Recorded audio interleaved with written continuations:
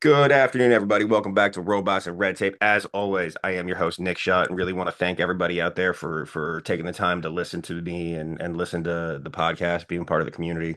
You guys are part of what makes this journey so awesome. So really thank you so much. Really happy to have my friend Allan Francis Beechinor on with me today. Allan, how are you, sir? I'm good, bro. And you? Oh Good man, day it's today, man. another day in paradise, man. Thanks so much for asking. Appreciate you joining us, all the way from Ireland, man. I really appreciate you taking the time.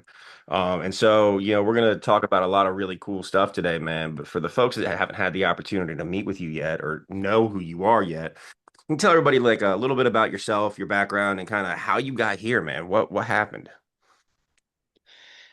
Yeah, I call myself, you've got that accidental tourist. I'm the accidental entrepreneur or business person, right?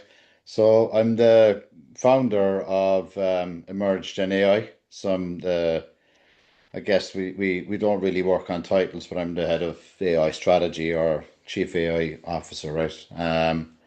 Over 20 years, close to 30 years actually in AI. Been working in quantum computing and enterprise data kind of, I guess, started in the time when you were telling people you worked in AI at a dinner party, and it was a fantastic way to clear the room and make sure you didn't you weren't bought a drink. Hmm. So that describes it. The experience has kind of shifted as you can imagine, right? So I am Irish, but I'm based in the Irish Sea, a place called the Isle of Man, which is infamous or famous for motorcycles and I guess the longest standing motorcycle road race. It's kind of infamously known for fatalities on the course because it's like insane stuff, 190 miles per hour up a mountain. Yeah. I guess just my kind of wish to stop for myself is I build for kind of longer term goals, play the long game. I also work on the independent journalist platform as well. For journalism, that's telling what's really going on. And apparently I'm what happens if an engineer reads too much philosophy. Why do you say that, man? You got too much of a philosophical take on everything you do? I guess just kind of, making sure that, a lot of my work has been invested in the last 10 or 15 years working on AI safety framework guidelines, making sure that, technology is adopted in the correct way and everything I've built has that ethos and philosophy and everybody that works with us is on a similar trajectory. Mhm. Absolutely, man. And this is your fourth company, I think. Yeah. Okay. Do you want Yeah. to tell everybody about the other ones you've done and kind of any of that, or you want to just focus on what you're doing now? Yeah, I can focus on now. Maybe we can sum it up later. Yeah. But All right. Absolutely, man. always in tech, dude. Yeah, absolutely. Tech and racing and a couple of other things as well. Also, yeah, man. So you obviously haven't been in AI for a long, long time, right? Before it was cool, right? And what are some of the things and what are people missing now about what AI is and kind of having been doing this for so long, what perspective do you have that other people just don't have if they're just kind of hopping on the train since, LLMs became mainstream? I guess look, it's a popular or unpopular point of view, which is, what's out there at the minute isn't real AI, right? It's not real intelligence in terms of, what we're dealing with is, you know, pattern matching on an enormous scale. It's very impressive, very confident, but like generally it is, if people don't really understand what's happening, it's like it's completely hollow, right? What we're dealing with right now in terms of where AI is on the trajectory, it's like sending a student in that reads, every book in the library, but they've never had a proper conversation yet. Hmm. People are kind of mistaking fluency for intelligence, and I know I know plenty of fluent people that I wouldn't trust with a decision. Hmm. So that's kind of, I think we're heading on a very exciting journey, but there's a lot to be done, and that's where you hear a lot of kind of white noise around, AI adoption, ROI isn't visible, are these tools that we're using going to, are we at AGI yet? Some people say yes, some people say no, and that's kind of, my take on is we're heading there. It's exciting, but we have a lot of work to do, man. Absolutely, 100%. How do you, and Alex said, how do you, as somebody who's been doing this for a long time, how do you actually define AGI? What does that even mean functionally? I think, largely, I think of it kind of like as a marketing word, right? Yeah, it's kind of like the expectation is AGI is going to fix everything, right? Mm-hmm. That's AI will fix everything or break everything, depending on how you look at it, right? And I guess, look, if you looked at it from a fluency perspective, AGI should be essentially somebody that can make decisions independently, and you would trust them with that decision. Mm-hmm. Mm-hmm. Oh, no, that makes sense. I mean, like I always think it's fascinating how people think that AGI, like, I always think it's interesting when people talk about AGI and they can't even define like human intelligence. Like, it's like that's a very philosophical question to your point about reading a lot of philosophy, but comparing it to humans, I just find it's an interesting place to sit, and a very interesting place to kind of understand when people don't really get what it actually is. And I'm not telling you I do. I'm not an expert by any stretch of the imagination. I Um, don't think anybody is, dude, because we're in like, these are uncharted waters for everybody, right? mhm. Yeah, no, 100%. And what do you what bothers you about thinking that, there's this narrative that AI is just going to take over and it's going to either fix it and it's going to fix everything, right? Like what bothers you about that, and what do you push back against around that narrative?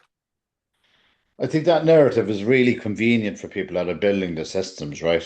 In terms of it gets them off the hook. Because I guess, look, technology will amplify existing structures, unless we deliberately designed it not to. So if you think of, you know, the techno-optimist story, the optimist story would be essentially, let's get out of jail card with a TED talk attached to it.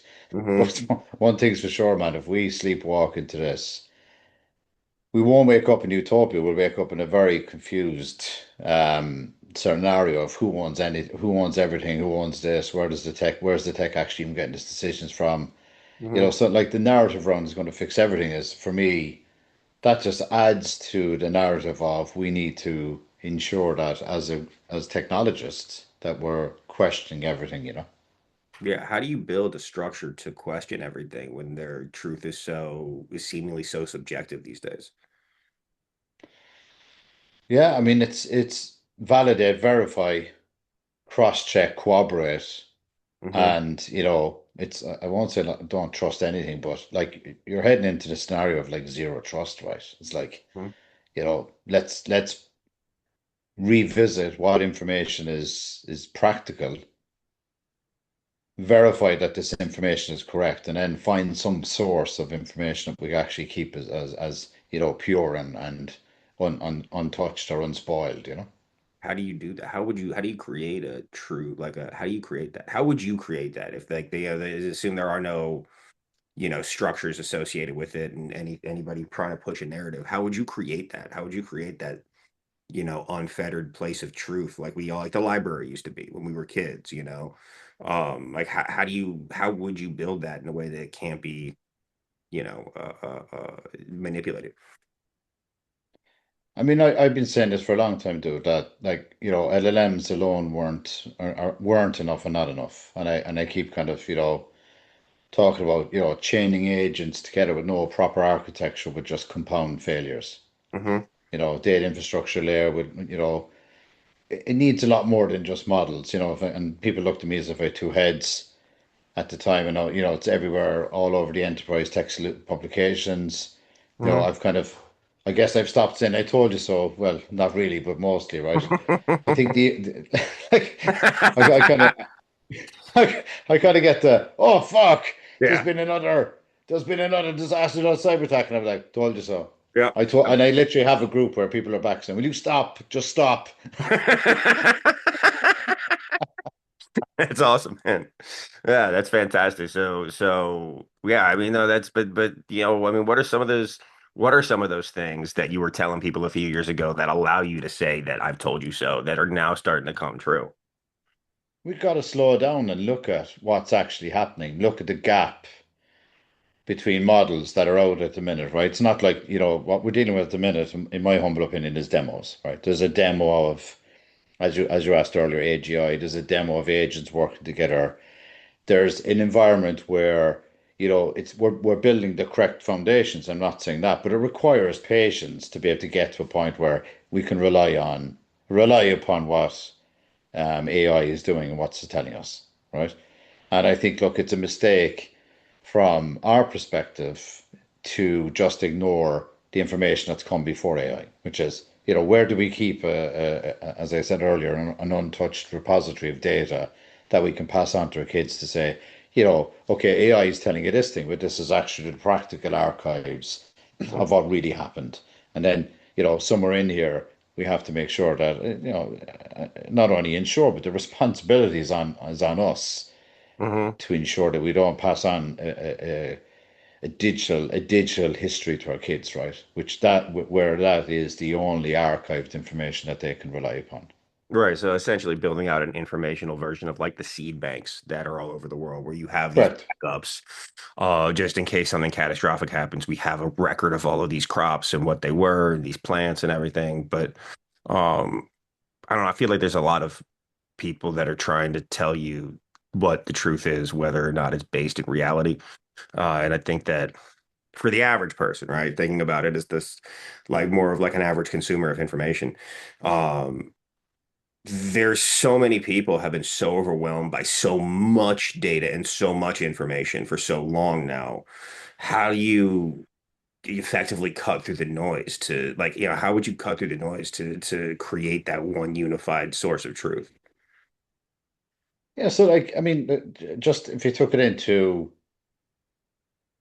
the real world of business, for example, right? Like the gap between what a model does in R&D environment and what you need in an enterprise environment is enormous. Like the gap between the delta between them is enormous, right?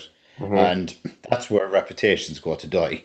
Like Yeah. it's like watching a kids movie, it's like what inside my younger daughters were watching only last evening, Inside and Out. It's like Hmm. the memories are thrown into the abyss and they go down this tube and then it's like, oh crap, we shouldn't have thrown away those memories. We should have actually kept it because they form. It's Hmm. like a scene out of that movie, but on fucking steroids, right? And Hmm. like, unfortunately, most investors don't reward patience, right? They don't kind of reward where you're systematically slowing down to build the right foundations. And you're not doing press releases to celebrate every little win because we're focused on making something that actually is for the longer term. And I think investors will get that eventually. And I've made peace with that because I'm saying, look, we're building something that's going to be deployed where AI is heading, and that's how we attack every situation, right? So it's Absolutely. persistent, you can verify, you can validate, there's no specific, we don't tell people that, our AI is going to rip and replace people. It's the opposite. It's human Hmm. on the loop, not out of the loop entirely, right? Absolutely. No, and what are some of the things that you are building now, and what are the products that you have now? Yeah, so like I guess if you kind of think of our tech as tagline, hashtag, and I'm going to be, embarrassingly giving a plug, right? Hmm. I'm plugging the product now, man. Forgive me, Nick. It's And okay. I so asked you to. Because your products do some really cool stuff and address really interesting gaps. shamefully soliciting my own technology. Um, so we've built secure and sovereign AI is our tagline, right? So we're deploying essentially agents that are running on, cutting edge tech, which is quantum circuits, and we're providing the ability for customers and clients and partners to retain the sovereignty of their own data within their own environment. Okay. And what I mean by that in very simple terms is, any information that's coming from other applications, even LLMs, infrastructure, we're agnostic. The information comes into our ensemble of models, into our engines, and it's verified and checked again and double checked. And then even when that's done, when our agents are deployed, they essentially are not, you cannot penetrate these models. It's as Hmm. simple as that. Okay. Is that because they're built on quantum in the quantum environment? or is that? Even on classic, even in integrating with classic methods Hmm. is where we started, because working on the kind of premise and assumption, which is a calculated guess and an educated guess that, in an ideal world, quantum will take, X amount of time. It's probably not going to take as long as what people are thinking, kind of 10 years, I think is on broadly on the longer side of where I would expect quantum to begin its kind of adoption journey. So we've integrated both. So in terms of our own internal systems using quantum key distribution, which is now alive and well, that's a technology that's around a long, long time. And that's where I guess there's a lot of misconception that quantum's a new technology. I mean, like quantum's around since the 1900s, right? I mean, Einstein was trying to crack this stuff. Right. Absolutely. What are some of the major bottlenecks right now for quantum to become, adopted at a mass scale? As like everything, dude, I don't know if you've ever read Nick Bostrom's Super Intelligent Machines. It's like, AI went through 4 winters before it was adopted. Now it's here.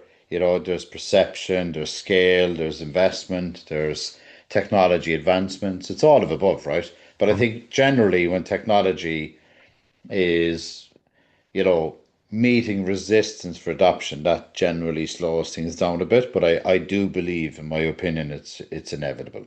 I mean, I'm inclined to agree with you when you look at the compute power that it provides versus classical computing. There's no way that it won't be adopted. Just,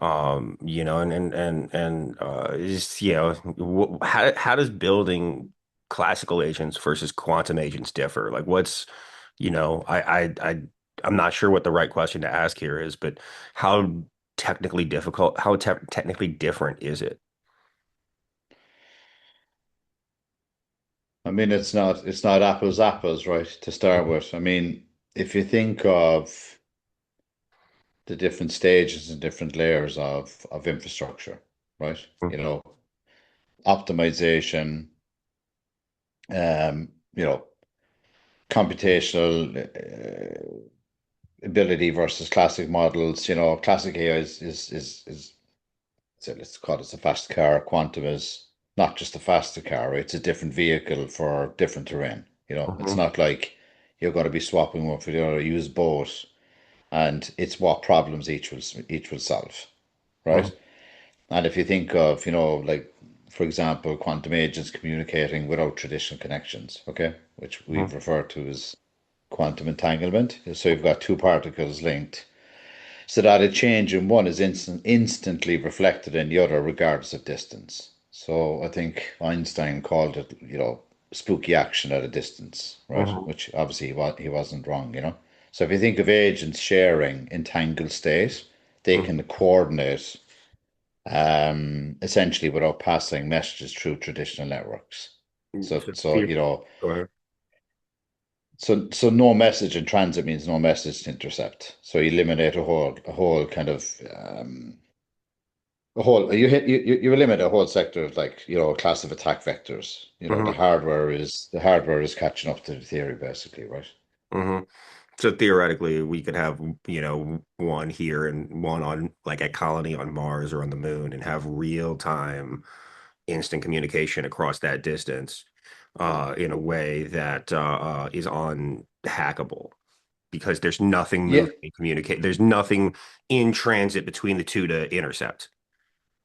yeah, and they've got there's it's called the observer effect. So you cannot measure quantum state without disturbing it, right? So any attempt to kind of intercept leaves a detectable trace. Hmm. So classical encryption is hard to break. Quantum security is like it's technically and physically unbreakable, right? So the laws of physics would be, if you're doing the security work rather than the complexity of mathematics, interception becomes self-defeating, which is genuinely, it's kind of it's satisfying the statement. How is it unhackable? That's like it's the physicality of quantum security is unbreakable.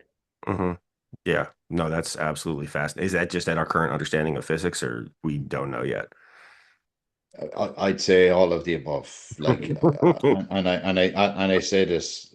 with the greatest respect for everybody, I've sat in rooms, I've sat in boards, I've been in the industry advisory board, I've spoken at advanced HPC events, I've met, profs, I've just got back from a trip in the Mediterranean. We've just onboarded, three profs and that have specialized in a very specific part of quantum for a long, long time. They say this with the greatest respect. If anybody says they understand quantum entirely, and like they're just bullshitting, you know. Right. It's because we as a species don't understand it well enough to understand it entirely yet, correct? Well, you won't understand it until it's adopted, right? Hmm. It's like going back and it's similar to AI. You asked the question earlier about AGI. Everybody's got their own textbook answer, but in reality, until it's actually operating and we're engaging, who the fuck knows what's going to happen? Like, is it, Blade Runner or is it like CP3O, right? Right. Or Absolutely. or fucking RDD2, right? Yeah, Smarter absolutely. one. Is it going to create a world like Altered Carbon or like Star Trek, right? Like we don't, I think that really, Exactly. well, I think that depends on how we deploy it and how we use it and who gets to make those decisions. But, you know, now we're talking politics and I'm not really sure if that's the best thing to do here, man. Yeah, and look, and that generally we're technical people are apolitical generally, right? And if you think of, I love your analogy of Star Trek's like transportation, for example, teleportation, right? So like, okay, teleportation has been proved or disproved. People are saying it's bullshit. Others are saying you can transfer data. Entanglement, superpositioning has been proven. Mhm. Therefore, teleportation is possible. There's been multiple conversations around that in terms of how does that continue on? How does that research continue on? And the short answer is there's really, really smart people Mhm. working on this stuff, day in, day out, and they're going to crack the technology that is Mhm. needed to prove this, right? No, 100%. And excuse me, one of the things I hear a lot of people talking about is moving classical, classical computing and classical security into a post-quantum cryptography. How urgent is that? And because everything I hear about is quantum is going to break all current methods of encryption. How close is that to being a reality? I, I get myself in trouble or out of trouble a lot with this one, but so thanks for that, dude. Anytime, But man. I'll always Happy to give it. help. I'll always answer. I'll always answer, as you know, man. I'll answer that question really fucking binary. So Hmm. it's closer than we're prepared for, right? And it's further away than headlines suggest because mainstream media just like make shit up, well, right? Hmm. So we're probably, you know. Not less than 5 years, but not greater than 10 years. And I'm not saying that pragmatically. I'm just saying that, on the current trajectory, that's not to say that there isn't accelerators, right? But I think at the scale that we're moving, quantum computing will break RSA at scale, right? Hmm. But I think the threat is already very real. You've got like harvesting of encrypted data to encrypt later. You've got a harvest node, it's called harvest node decrypt later, and it's happening at kind of every level, right? Okay. I think there was the NIST, the NIST published post-quantum standards. So like they've already opened the door to that. And I think my humble opinion is that most enterprises have not actually walked through this process yet properly. But I think they will, whether they volunteer to do it or otherwise.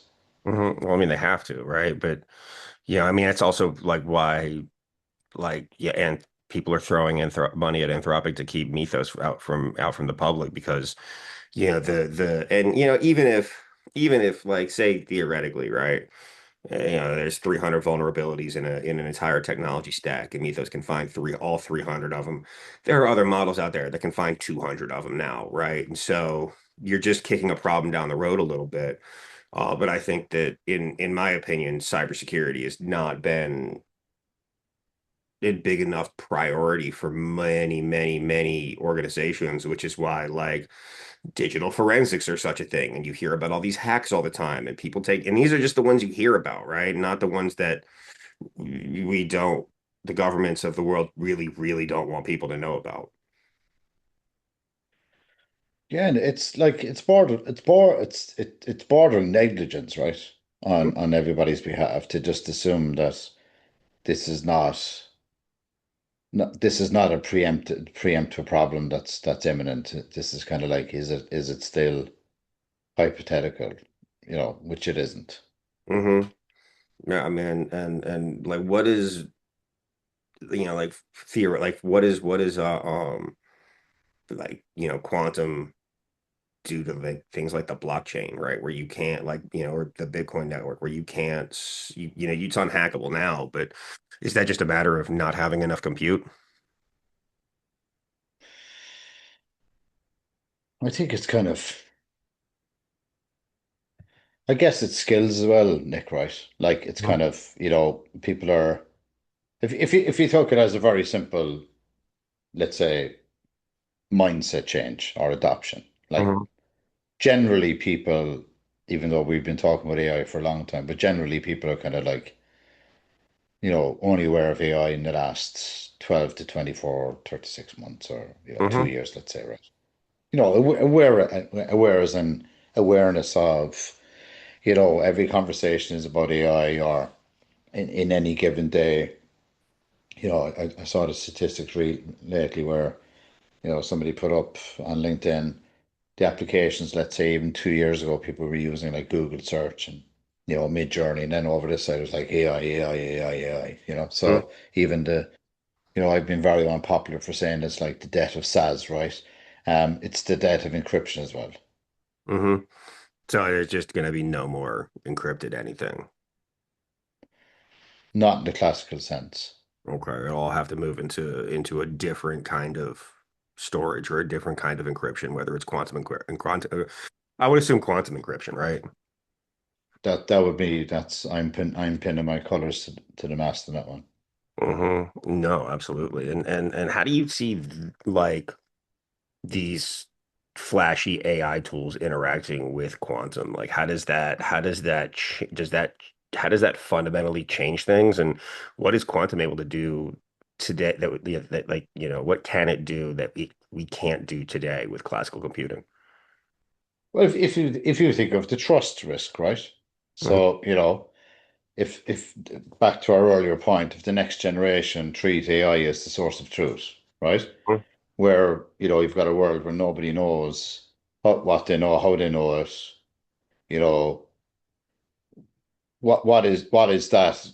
Would we refer to that as like enriched information? Or, is this like we're removing critical thinking, right? So critical thinking is a muscle.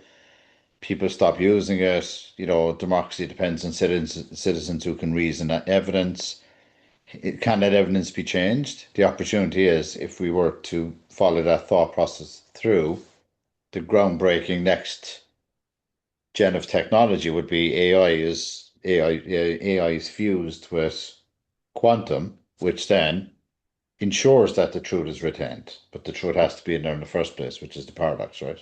Mhm. Okay. Right. So it's the confidence score, isn't it? It's like protecting the confidence of what AI is using for its information, for its citations, for its engagement, and that ground truth or that source of truth. I think that's where the opportunity is. And you've got obviously the caveat to that would be how does a human intervene in that system Hmm. of, like baking in that, it's like, is it 2029 is the year of Skynet, right? It's like, where's Hmm. the kill switch? Oh, there is no kill switch because it's everywhere. Right. If you saw that kind of movie, it's like, do we ensure on a conscious level that we don't get to that point without harboring or hindering progress of, is this the next evolution of humans, right? Are we evolving into, we've got a Gemini, I'm not saying that in terms of plugging Google Gemini, I'm saying it in relation to Gemini is in, twinning. Are we twinning with AI? Is that the next stage of where we're heading? Well, I think some people are for sure. But I also think that some people are. One of my favorite quotes of all time is actually it's a George Carlin quote. I don't know if you're a George Carlin fan, Alan. Um, but it's he said, think about how stupid the average person is, right? Half of them are dumber than that.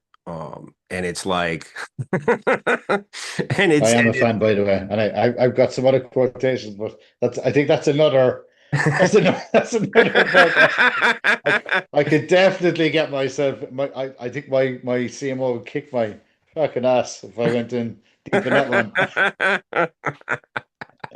I understand, man. I don't have a CMO to report to, so it's okay.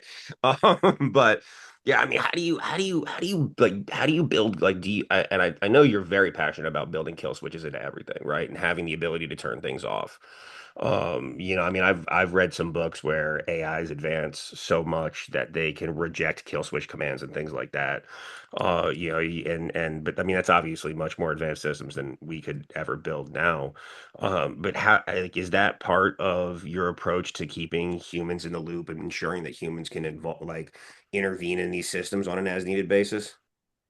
Yeah, so I've got like, I've got my non-negotiables, I've got my fundamentals and my AI guardrails, and we've got like, like if I was to break that down, it's just like four things. Explainability, right? So if you cannot trace a decision, you should not deploy it where it matters. If you don't have data sovereignty, so you know exactly where your data goes, you're going to have human escalation paths and audit logging, right? Like they're the four, they're I guess pillars or fundamentals, right? Mm-hmm. Like I call them AI guardrails, and I've worked extensively on standards AI team. I've been a ministerial appointment in Europe. I've sat in IEEE, in terms of, looking at regulatory safety guidelines from an engineering perspective, right? But it's very surprising for me the number of organizations that are like handing their sensitive data to models, right? With the casual confidence of, it's like, I guess, it's like giving a stranger the keys to Mm-hmm. your house, right? Mm-hmm. And and then you're wondering like why you come back to an empty house. Right. Okay. Mm-hmm. Um, and look, we're talking about like embedded kill switches, which means for me that's like if you think of I started off as an engineer, as an like electrical electronic, right? So networking was my kind of grassroots, but think of circuit breakers. So it's not like big red buttons, where you're like slamming the Mm-hmm. button in a fucking comedy movie, right? Right. It's predefined conditions that halt or redirect something if it drifts, right? So it's Mm-hmm. like if you're like a kill switch doesn't have to be there's something already happened. It's like you're confident. There's your confidence is lowered in the outputs. It's like Mm-hmm. okay, there's something obscure, it's unusual, there's unusual action patterns, there's like anomalies, there's problems with the knowledge retrieval. So it's like kind of redefining or defining those thresholds and guardrails in advance, right? And it's like I can say now with great confidence that most people are skipping that work, you know? And they will find out about that failure in retrospect. And that's usually at a point where it's gone beyond like it's not just an issue anymore. It's like contextually, it's the maximum inconvenience you could think of. It's like we're fucked. Yeah. Oh no! Yeah. It's Turn it like off! Turn it off! it's released a biological weapon already, and we're like, oh well, Yeah, that's something we but can't put back in the bottle. it's like I thought these rules in 2000s when like cyber crime was like Hmm. like starting, right, and it's kind of like oh no fuck we're turn it off, turn it off. It's like turn what off, everything, and then they turn everything off. It's like turn it back up again, and it's like everything is already fucking hacked, and it just spreads again. It's Right. kind of like so it's like oh let's lock it in, and like but what's that going to do? I don't know. It's the only answer I thought of. It's like Right. years ago. It's like Hmm. Microsoft, everything would fucking explode. It was oh that's a feature Yeah. reboot. I mean, So a and now we're feature. bringing it back to marketing. I know. It's all a Yeah, feature, it's a right? feature of AI. A Yeah. feature of AI is yeah, okay, there's no kill switch, you just Hmm. redefine the conditions. Like, yeah, but like our data's are like, a couple of weeks ago, it was like databases were deleted. It was, high profile news, database. Claude's agent went rogue and deleted the database. It was all glorified.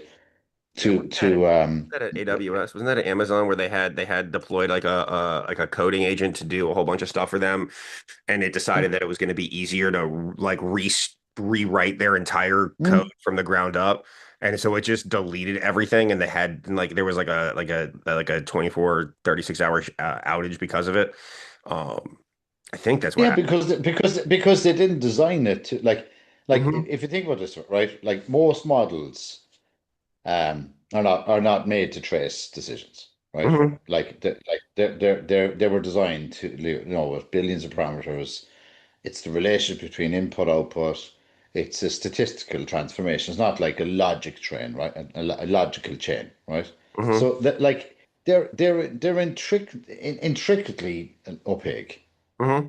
So if you're not building in the reasoning layer where you've got like an agent with a conscience, which means in practice, you have a layer of reasoning above the task level, which is I can do this, but should I do this? Hmm. Am I certain I should do this Right. without escalating to a human? Which is like they're I guess the best way to describe it, they're explicitly value constraints and defined thresholds. Hmm. And Hmm.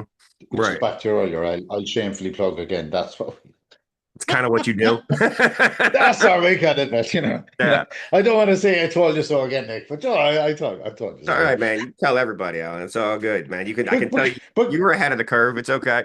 Because like but you're absolutely right. Like, I mean, with like and I know like to your point about, traceability and explainability of decisions, right?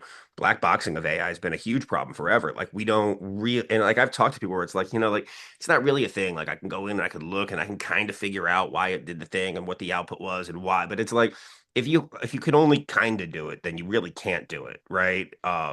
You need to have an understanding about why it looked at like what data did it pull from to make that decision, right? Where's it, and that's why like I'll usually tell these LLMs when I'm using them for research to show me their sources, tell me, yeah, show me, right? Because like I know I've talked to folks and in you like, and you're the percentage dude, like you're the low percent. And if you think of like what is a provocative word for that, it's like conscience, right? mm-hmm, And but intentional restraint built into your architecture or into how you're engaging, as you just said, right, is probably the least provocative thing you could think of because it's like you're just literally asking them, like it's as if you were dealing with a human to say, go mow the lawn. Oh, by the way, don't like mow the neighbor's lawn. I'm using right, very simple fucking, right? But like right, unless you tell the model and explicitly to not do that and there's a fence between the two gardens where it has to stop, it'll mm, just keep seeing grass and mowing, right? That's right. it. But Keep going. also like the neighbor's lawn's one thing, but the garden, right? Don't mow the lawn, but like how do you define that? Are the flowers part of the lawn because they're in the lawn, right? Like, or is it a garden? Like, are you gonna go and mow all of that too? And you have to be very, very, very specific with a lot of this stuff. And I think that's are people skipping this step because it's harder or it's more time consuming or both? Or is it another reason? I, I, I think I'd like to think that it's both, right? And I think it's also lack of context or education. It's kind of like it's an afterthought in the process where it's like, okay, let's just get on with lazy approach to deploying AI facetiously, right? Okay. But I think if you took it onto the 10 on a dial, right, there is there is very little oversight Hmm. in terms of deployment of AI at the moment. I completely agree. And when you look at yeah, there was just that big the big story that in here in the US where Anthropic would not allow their system to be used in mass surveillance and then in fully autonomous weapons, right? And now now they have a supply chain risk, and the apparently U.S. government's not going to buy from them anymore because people in the administration got upset about that. But understanding what you and I both know about AI, right? Like I wouldn't trust it to do really anything unsupervised, especially at right now, right? I wouldn't trust it to, and we're talking low stake stuff. I wouldn't, trust it to post transactions in my books. I wouldn't trust it to order me concert tickets, right? I know for a fact that like there have been times where I have failed in checking something, right? And it's like giving me like I had an event on a Wednesday, but it was still running on the time scale from a year ago. So it came out, it was on a Tuesday, and I just didn't see it, right? And understanding those limitations within the systems, I don't understand how anybody responsibly could say, oh, yeah, let's just put it in drones and let it decide to attack things on its own. Yeah, and look, that's a very, very valid point. It's kind of like, I had a conversation a couple of months ago on another podcast. It's kind of like, one of the questions was where does the human intervene in the system, right? And I Mhm, just said, at the right point, not every point necessarily, you define in advance which decisions require genuine human intervention or review, right? You mhm, surface those with kind of context, which is important. And the failure would be, constantly having the human in the loop who can't like have a meaningful intervention or relevant feedback loop. So, it's not oversight, it's a human being involved in, it's like the rubber stamp process, right? It's like boom, with a mhm, pulse, right? It's like, it gives you the liability protection of a human sign off without the actual cognitive value of human judgment. Does that make mhm. sense? It's like, you're intervening at a point where it's not killing automation, but you're still ensuring that there's some kind of, Yeah. liability to the human, right? Because it's like, what's going 100%. to happen next? Are the agents going to be liable if they, back to your point, if they did a transaction incorrectly and, folded a company? Is it going to be the person that built it, or is it the person that deployed it, or is it the person that was responsible for the cognitive human judgment part?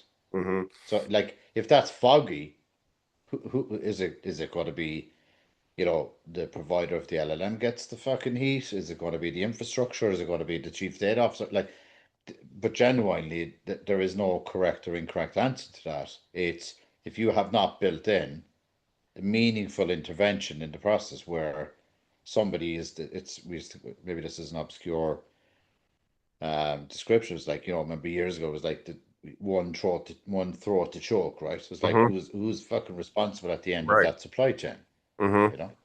No, absolutely. 1,000%. But I also think that the people that we entrust to make those decisions, we need to make sure that they're highly skeptical of AI. And so they're not just rubber stamping something that, that is a faulty decision to begin with.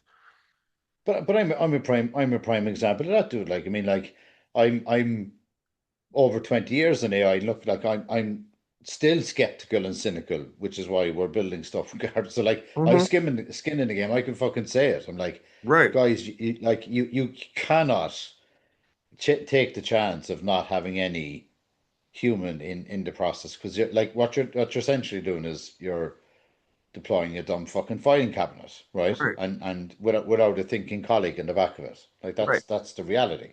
Correct. But I 1,000% agree with you. My point is that the person that's in charge of being I don't think it should be any human in the loop. Is what I'm saying, right? To my point about the George Carlin quote. Like, it shouldn't just be any depending, like, especially depending on the consequences of the decisions being made, right? Or the consequences of the loop that the human is in. We need to have like the right humans in the loop because just any old chuckle fuck is not necessarily gonna be applying the same intellectual rigor to the decision that you and I would, or folks like us would. Isn't that a great quote? It's like sticking sandwiches to your body when you're hungry. Yeah. Yeah, it's just Oh no! It's not working. It's not working. Really? Exactly. Oh no! Who deployed? Who deployed that I'm so AI? Oh hungry. yeah, shit. Oh, he did a shit job. Why did he do? Why did he do his shit job? Because he fucking loves AI and he just believed everything it Right. told him, Yes. or And her. and it's funny until people die as a result. Yeah, Or there are, like, and I'm with you, but like like when you start looking at how these things are like these systems are being deployed, I think that that's very much a valid point that like there are going to be mistakes made within this process and it's going to cost human lives, right? And it's going to cost human pain and suffering.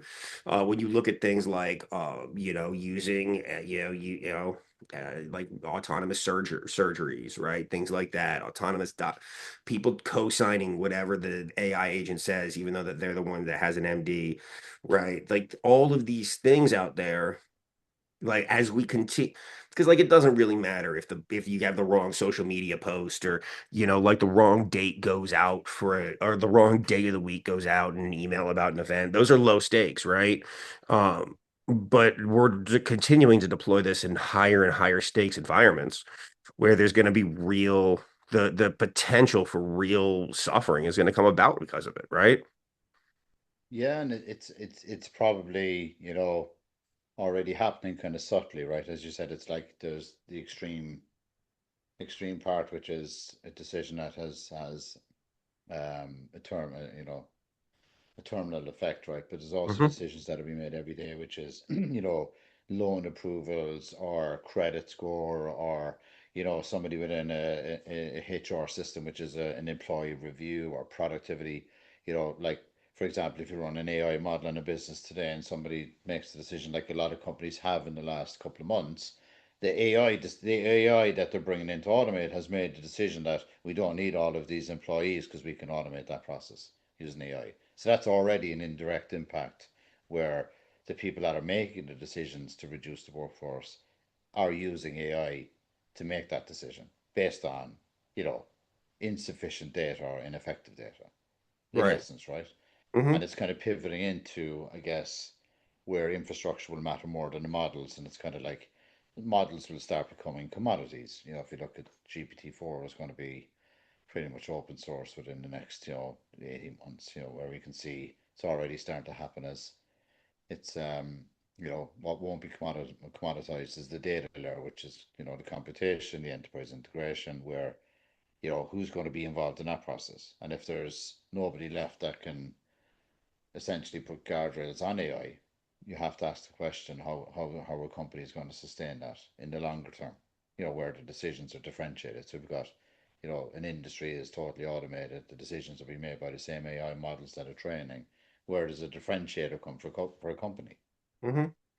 Absolutely. No, It's 100%. talent. It becomes talentless, right? It's Hmm. like everybody's using the same method. Yeah.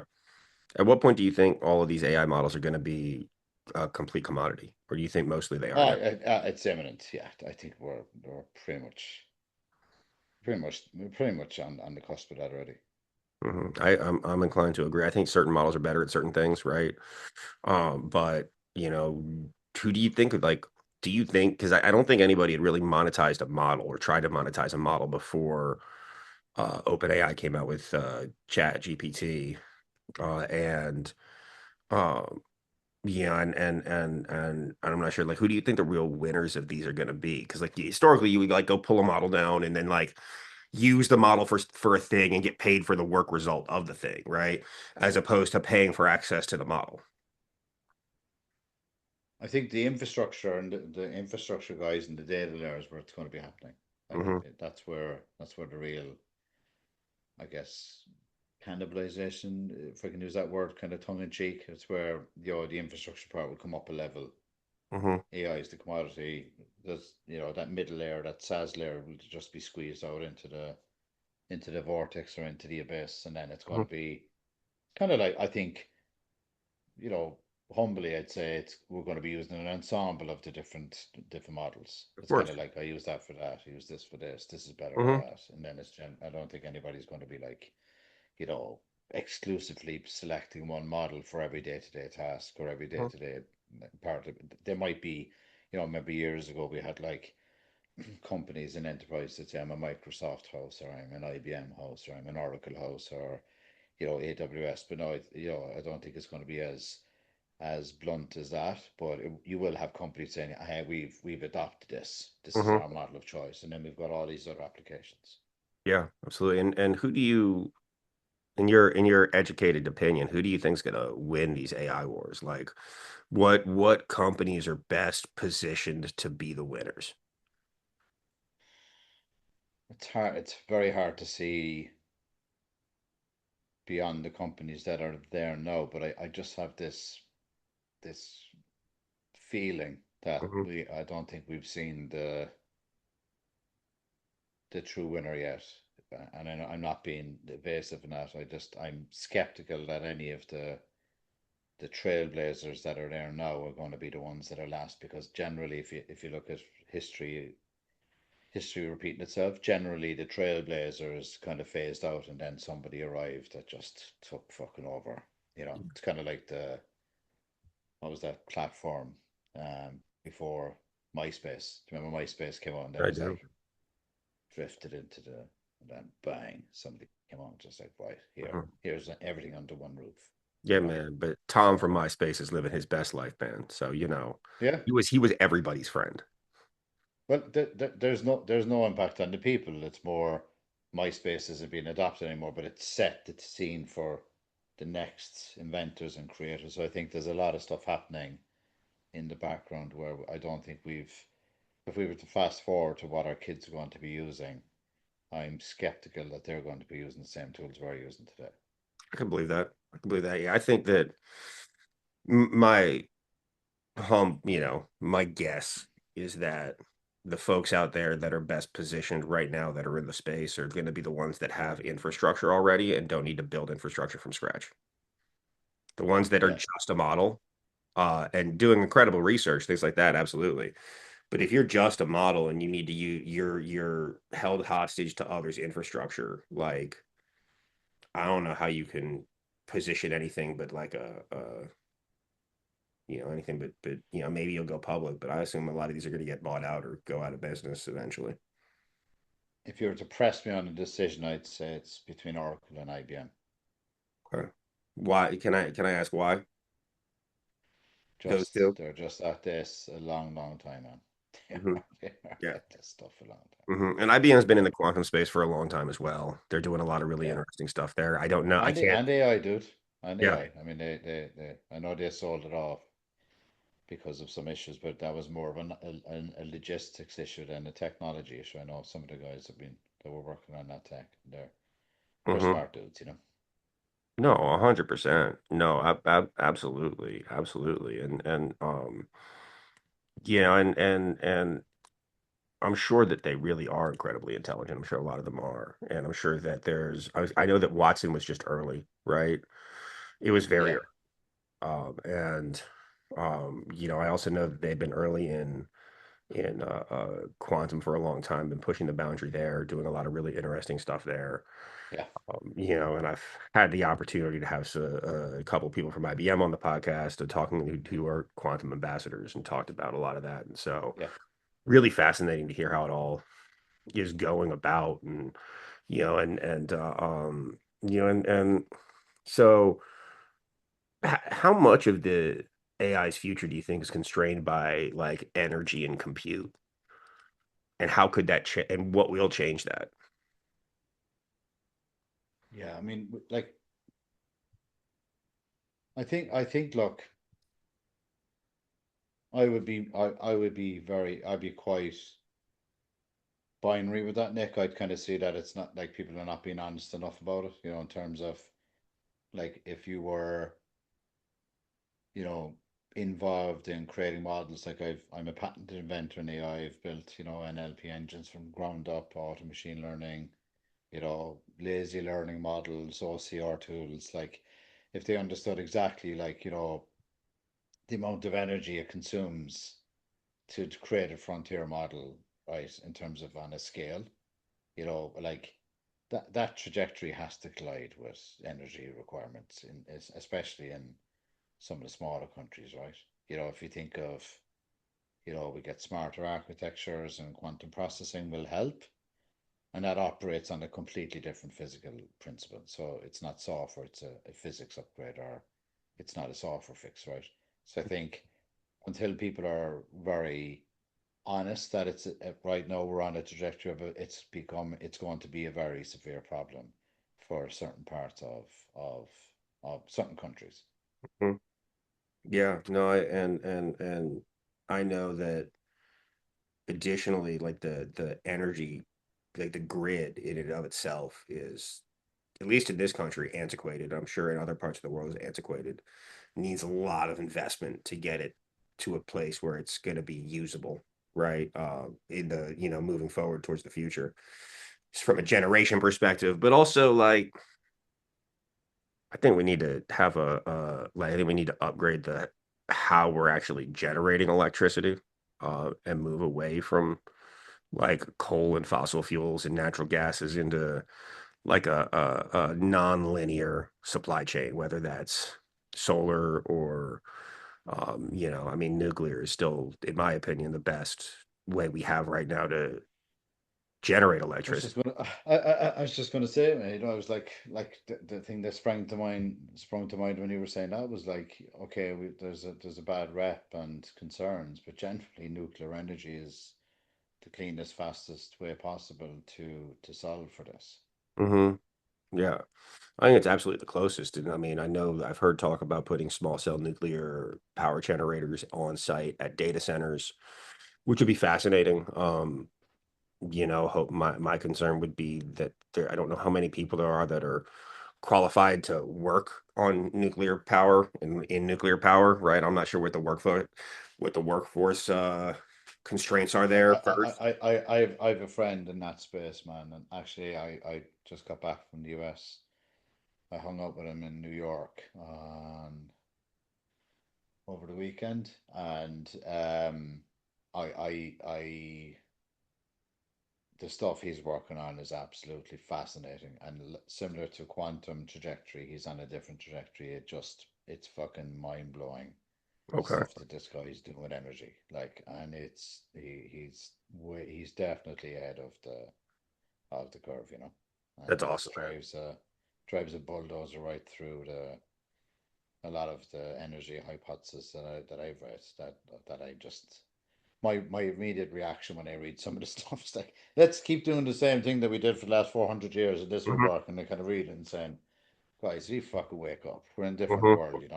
It's Yeah. like, we got to be Oh, better than that. Yeah. absolutely. I've always thought that like space-based solar would be cool, but then how are you going to beam it down to Earth? What happens if there's like a mystery, like if there's a misalignment? Are you just building death rays at that point, right? Like, I don't know, but like nuclear is fascinating. Like nuclear is awesome. I know we talk about like I know fission and fusion are still Mm. theoretical out there, and I don't know enough about them to even begin to ask questions about them. But you know, I just find all this stuff fascinating, man. There is a lot of fascinating research going on in that for sure. Yeah. 100%, man. But as we get ready to wrap up, Alan, is there anything I should have asked you that I didn't? Any additional points you'd like to make, dovetailing around this whole conversation that we've been having, which has been wide-ranging and fascinating? No, I mean, I just obviously my finishing note is just I'm looking forward to unlocking the quantum and AI fusion to start solving a lot of stuff that we just spoke about, which is, computation issues, energy issues, security, Mhm. communication, and I think it's just an absolute fascinating time for inventors and innovators. Absolutely, man, and I'm glad that you're one of them doing it, man. I think it's fascinating. I think the work you're doing is impressive, and you also own a distillery, so like, that's cool too, right? And cars and motorcycles. So you're not just like you're doing fun stuff too. You're doing other fun stuff too, man. And so it's not lost on me that they think there's some whiskey bottles behind you there in your background. And so I love it, man. And I appreciate I hung out in Nashville. We were doing some stuff in Tennessee. So I took a 2 day respite in it's like it's just such a fucking cool place. yeah. So I went up to Standard Proof. It's like a micro distillery. It's Mhm. up off the it's up off Broadway there, and like they're doing fusion whiskeys. They're doing what a fucking beautiful place, man. So it's yeah, I do that quite often. Yeah. Yeah. 100%, man. I love it. I really, I love it. I love to talk whiskey and cigars with you too, man. And really appreciate you coming on and taking the time, man. Thank you so much, Alan. It's been a fascinating conversation. I really appreciate you. Oh, thanks, bro. I really appreciate it. Thank you so much, man. So, and everybody out there listening, thank you so much for listening to Robots and Red Tape. As always, I'm your host, Nick Schutt, and I hope you're having a wonderful day.